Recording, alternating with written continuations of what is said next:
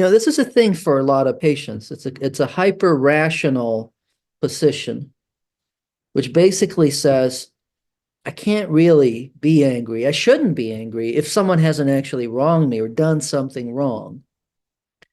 As opposed to, actually, we're often angry even if the other person didn't do anything wrong. That's not the therapy issue. It's how you dealt with it, XYZ, their defenses and all of that, right?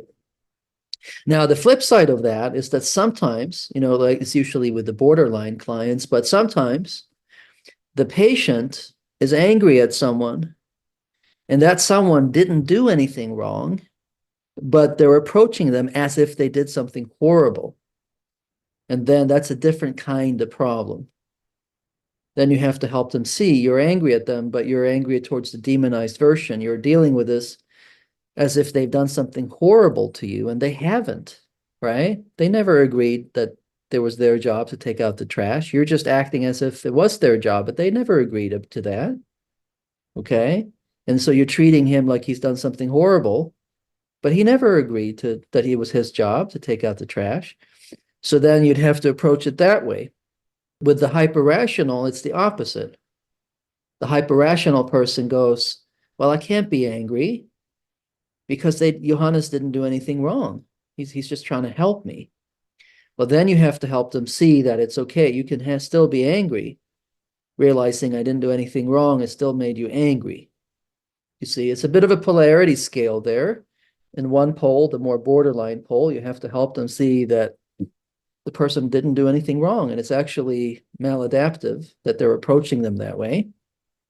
And then the hyper-rational is the other pole. Right.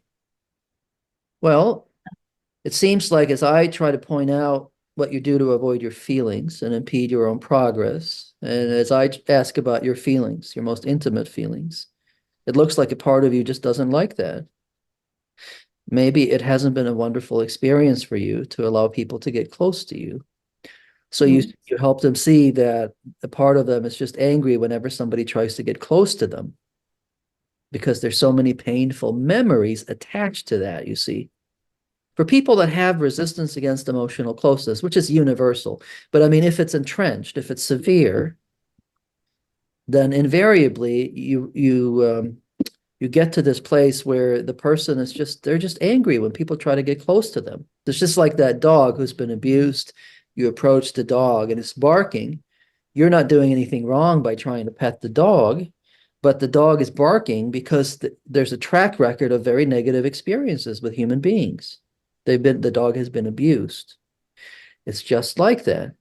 The patient has unconscious, painful memories associated with people trying to, or being close to them, or someone being important to them. So because of that, there's mixed feelings in the transference. Often it's very, very helpful for the patient to have that reflected back to them. They begin to understand themselves at a deeper level, and it's often very, very helpful. Of course, there can be contexts where it's not helpful. It's too much intellectualizing or whatever. But by and large, it's very helpful for people to understand, so often I'm just angry at someone for the intimacy that's being invited, not that they did anything wrong. Their efforts to get close, they don't like that, and then they engage in a defense, and now that defense is a second stimuli that they're reacting against. And Yeah, yeah. And that's going to involve a distortion. Like yeah. you're out to get me, or you've done something horrible to me.